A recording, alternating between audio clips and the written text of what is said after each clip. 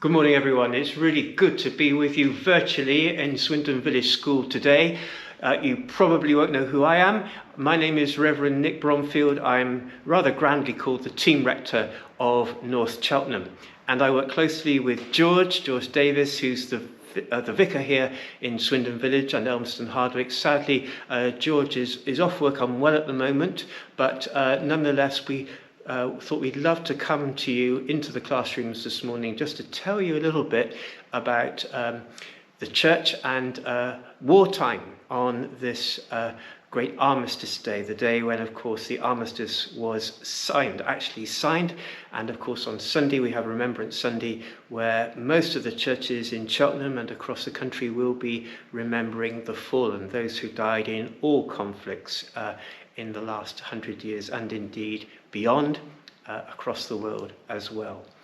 So today we can't come into the school, sadly, because of the COVID restrictions. So we've recorded a short video with a couple of stories about parishioners' experience of wartime. And there's nothing better than listening to these stories to bring the realities and, sadly, the horrors of war home to us in a way which may be painful, but which we certainly must not forget.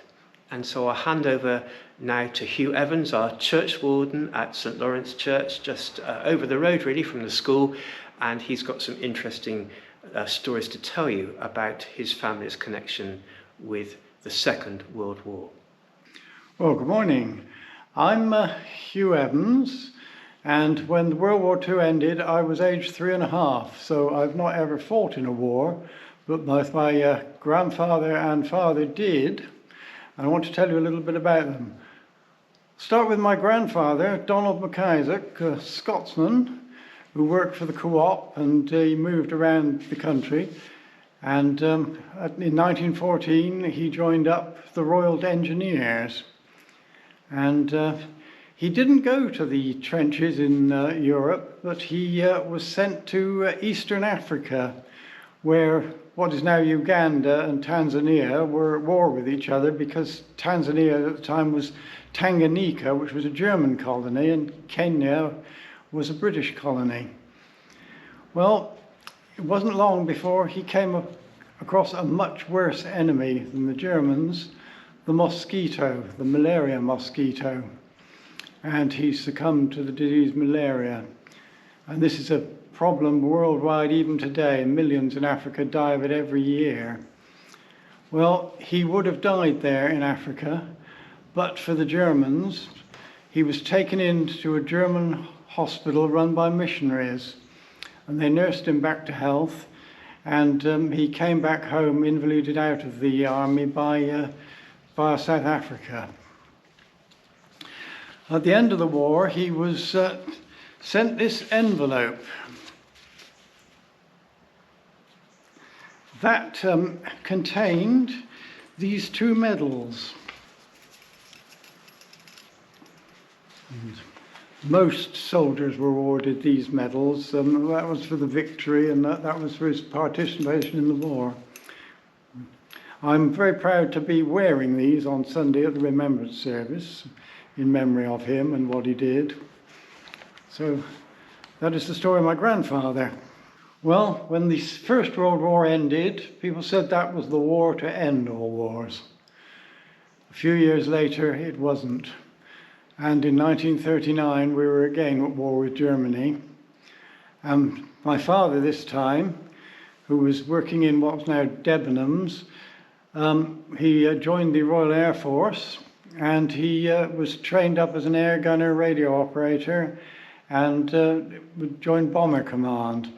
I want to show you a picture here of him standing by a Hamden bomber. This was, by today's standards, a very primitive aircraft. You see, he was in the top seat at the back where the two guns are pointing out towards the rear, and he was in a swivel chair, so he could turn around and fire the guns if they were being pursued, or he could turn forwards and operate the radio. And as you see, it was all pretty well open to the elements and very cold at high altitude. As the war progressed, he was promoted and he became a flight lieutenant. And this is his uniform, that sort of a ceremonial uniform that he wore, and his hat. And he was very proud of his hat. And he did used to take this with him on air raids, because he said if he was captured, having his hat with him in a prisoner of war cap would give him prestige and show his rank. But luckily he never was captured.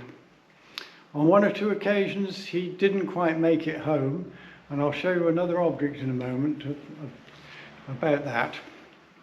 Well, you may wonder how they found their way to Germany and back, because in those days there was no sat-nav or anything like that. There was no satellites even. And they had maps, and they drew lines across the maps, the route they were going to go. And they used a compass like the one you see here. And with that was about all they had to navigate to Germany and back.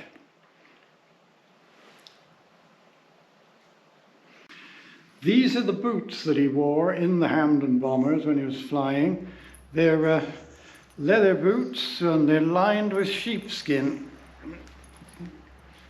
And because of the extreme cold, it could be as low as minus 40 degrees C when they were flying, they needed boots like this to keep them warm, and a heavy leather jacket with fur lining as well. Well, my dad survived the war, and when he came home, he was awarded with these medals.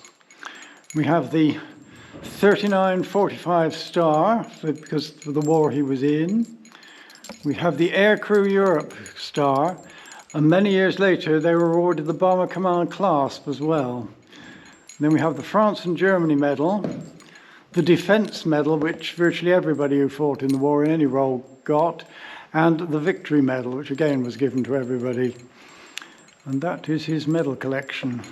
These are the medals of Francis B. Haggett, connected with Rosemary Smith, a parishioner at St. Lawrence Church. He served in the Second World War in Burma, Egypt and India. Fortunately, he came back home uninjured, and you may see on the side the famous Burma Star medal, recognizing what those particular troops went through in the Far East, often horrendous suffering and at great personal cost.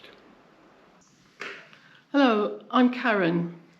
And about 10 years ago, I discovered that my great-grandfather had died in the First World War.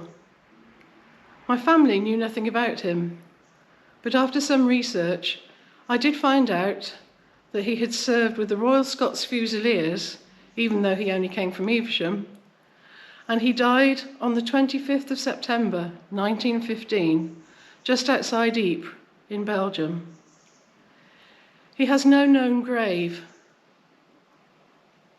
His name, however, is inscribed on the Great Menin Gate in Ypres.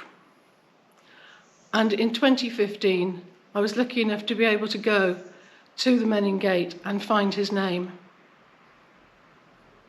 When he died, he had 3 young children, and his wife was expecting their 4th baby. That baby was my granddad.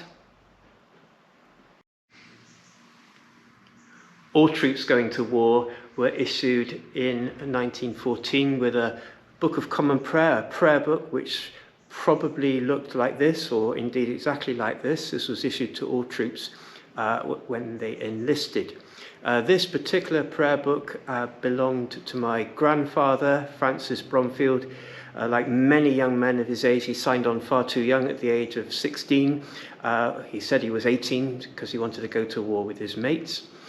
He didn't have a particularly good time. He was, first of all, at the Dardanelles, near modern-day Turkey, and he was one of 8 troops out of his company of 120 who survived. He went on to the Somme, and here he was shot. He was injured in 3 places and left on the battlefield for 3 days, thought to be dead. One thing which helped save his life was, in fact, this prayer book.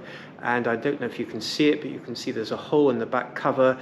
This is where a bullet went through it, and the pages here are scorched to about halfway through. following the passage of the bullet, which didn't get much further. It must have come diagonally at him and did not harm him in any way, but in his chest arguably saved his life. I'm sure that there are many, many stories like this in your own families with similar memorabilia to what you've seen today.